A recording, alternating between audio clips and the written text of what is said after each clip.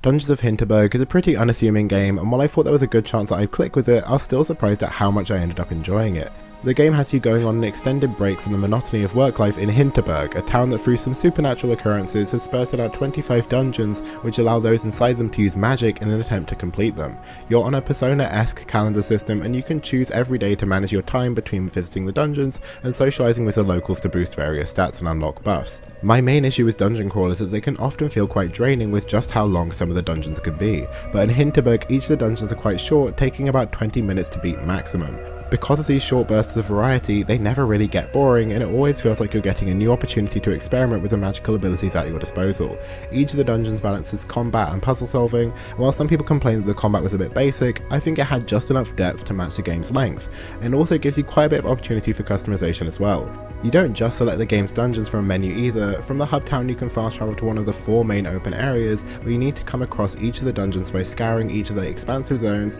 sometimes needing to complete side quests, or a prerequisite number of other dungeons to gain access to all of them. This, balanced with the social sim aspect of the game, which isn't super deep but will have you getting attached to a good selection of the inhabitants of Hinterberg, results in a quite satisfying final package. I think Dungeons of Hinterberg unfortunately flew under the radar a little, but if you want something like a condensed Zelda Persona hybrid, then this is probably the perfect game for you.